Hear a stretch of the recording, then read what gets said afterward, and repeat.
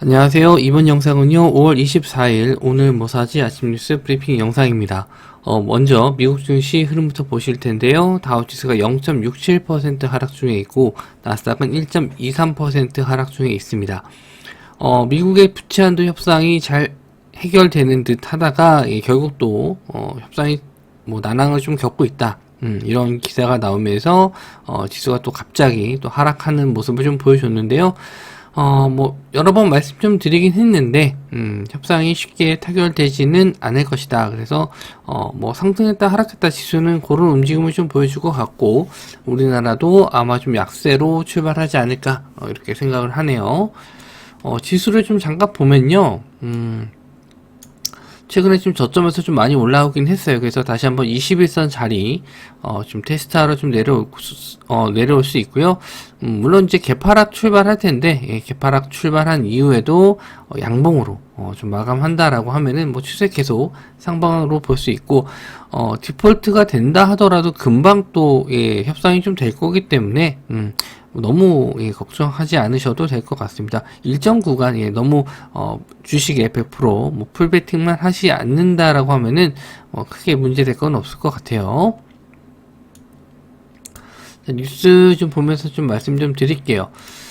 첫 번째는 하이브가 중국 텐센트 뮤직과 음원 유통 계약 맺었다. 문화 만리장성을 넘는다라는 기사 내용인데 23일 업계에 따르면 하이브가 16일 텐센트 뮤직과 음원에 관한 계약을 체결했다 해서 중국에 이제 진출할 거라고 좀 보고 있는데 여기서 이제 특징적인 내용을 보시면 유통 현황과 계약에 대한 구체적인 내용은 확인이 어렵다라고 했는데 이거 어떻게 알았을지 모르겠네요.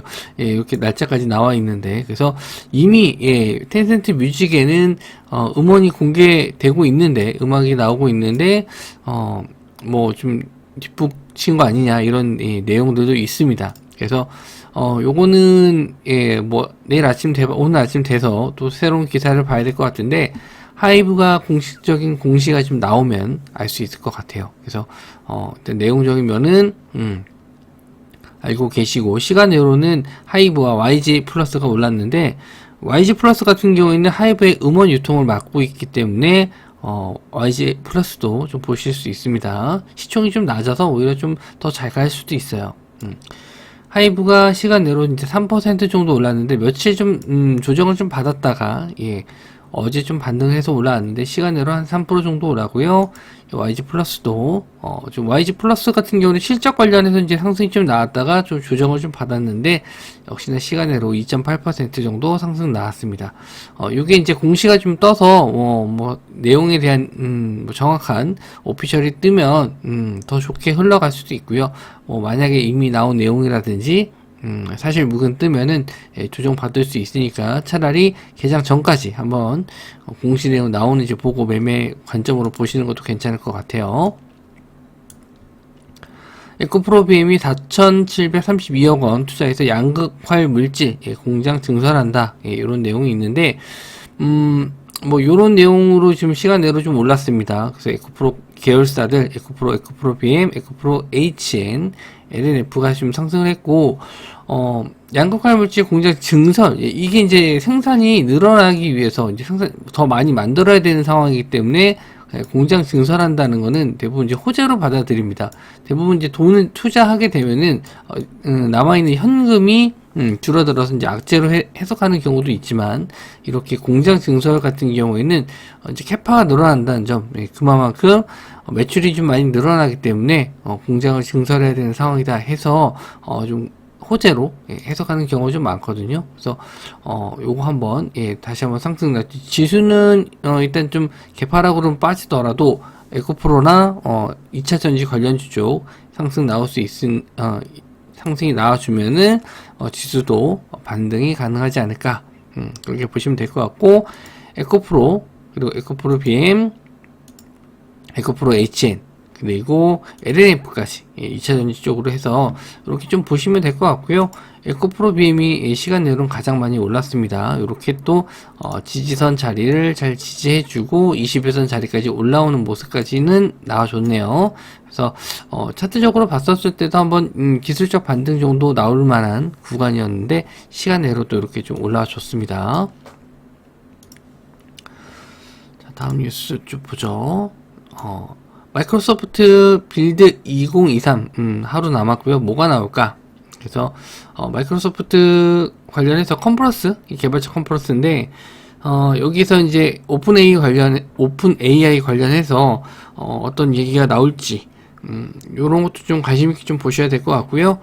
아무래도 이제 최근에 좀 이 오픈 AI 챗GPT 관련해서 좀 다시 좀 관심을 받는 것 같아요. 그래서 관련주들도 상승이 좀 나왔고 엔비디아 주가도 좀 많이 올라가는 모습을 좀 보여줬는데 일단 우리나라에서는 이제 이스트소프트 줌 인터넷 이스트소프트가 일단 전일 마이크로소프트 뭐 본사에 방문한다라는 기사 내용으로 좀 오르긴 했는데 상한가는 들어가지 못했어요. 그리고 줌인터넷은 이스트소프트의 자회사, 그래서 좀 보시면 될 것 같고, 폴라리스 오피스, 마음 AI 이런 것도 다 마이크로소프트 관련주 쪽 해서 좀 엮이긴 하는데 대장주로서는 이스트소프트를 보시는 게 좀 좋을 것 같아요. 바로 최근에 나왔던 이슈이기 때문에 이스트소프트를 좀 보시면 될 것 같고요. 저는 22% 정도 상승이 좀 나왔습니다. 그래서 이런 고점 자리를 뚫어주는 모습, 그리고 시간 내로는 한 2% 정도 올랐는데 만약에 지수가 좀 안 좋게 마감해서 좀 빠져서 시작하면은 한 번 더 보셔도 될 것 같아요. 거래대금이 좀 많이 나왔거든요. 1600억 정도 터졌고, 줌 인터넷도 어떤 관련주로 좀 보실 수 있는데 거래대금이 상대적으로 좀 낮죠. 400억 정도. 그래서 올라도 대장주 보시는 게 낫고요. 그 이제 폴라리스 오피스라든지 마음 AI 이런 거는 조금 거래 대금이 좀 작기 때문에 일단 관심 종목에서는 제외하고 일단 이스트 소프트 정도만 볼 예정입니다. 자, PPT 어제도 좀 기사가 나왔었는데 이제 오늘 나오는 기사, 이제 새벽에 나온 기사를 저는 좀 기다리고 있었는데 빌보드 핫100 9주 연속 진입했고 K-팝 걸그룹의 신기록이다라고 합니다. 블랙핑크, 뭐 셀레나 고메즈, 아이스크림 뭐 8주 연속 진입을 깼다. 그리고 핫100에서는 18위, 지난주에 비해서는 이제 한 계단 하락했고 여전히 상위권이다. 그래서 순위가 올라갔으면 더 좋았을 것 같은데 아직 뭐 순위가 더 올라가지 못하고 한 계단 하락했다는 건 좀 안 좋을 수도 있겠지만 뭐 안 좋은 건 아니죠. 계속 인기가 있다라는 건데 9주 연속 진입했다라는 점, 뭐 노래 자체는 뭐 좀 밋밋하게 좀 들릴 수 있는데 외국인한테는 오히려 그게 더 와닿는 것 같아요. 제가 뭐 음악 평론가는 아니기 때문에 제 기준에서는 다른 걸그룹에 비해서는 조금 임팩트가 좀 없는 게 아닌가 싶었는데 그래도 뭐 개인 취향이니까 미국인들은 좀 좋게 들리나 봐요.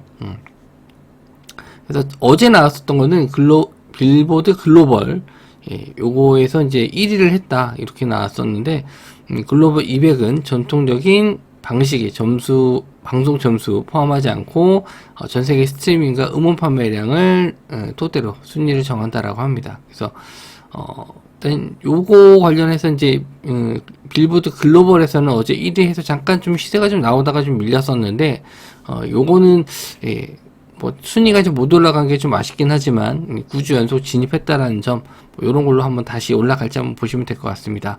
그래서 그레디언트, FSN, S24, 대형미디어 이런 것들이 이제 PPT 관련주로 좀 보시면 되는데 소속사가 상장 회사가 아니다 보니까 이제 음원 관련해서 관계가 있는 종목들이 좀 관련주로 엮였습니다.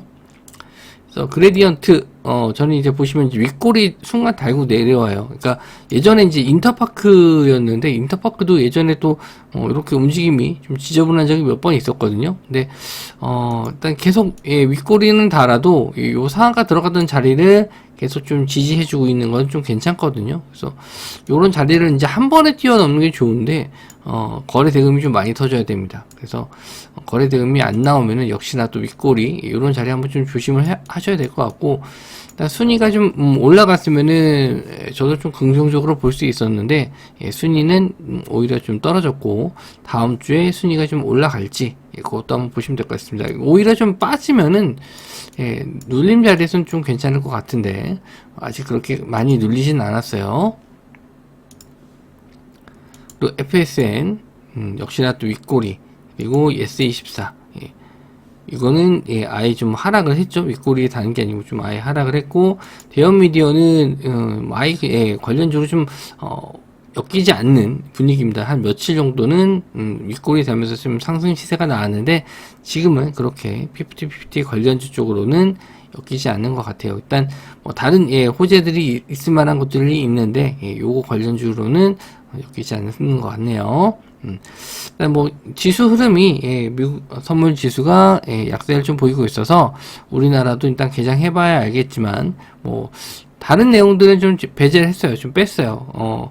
우크라이나 재건 쪽도 좀 며칠 연속 좀 상승이 좀 나와서 일단 뭐 그런 관련주들 좀 뺐고, 뭐 시장에서 볼만한 개별 호재들 같은 것도 좀 있거든요. 예, 뭐 신규 상장 주라든지 뭐 그런 것도 좀 상승이 좀 나왔었고, 뭐 식량 관련 주 쪽, 예, 이런 것도 좀 나왔었는데, 정확하게 뭐 이게 좀 호재가 될 만한 뉴스다, 예, 이런 건 좀 없어서 일단 뉴스가 좀 있는 것만 좀 가지고 나왔고, 장중에 또 올라오는 뉴스들 또 체크해서 카카오톡방에 또 올려드릴 테니까 참고해서 보시면 될 것 같습니다.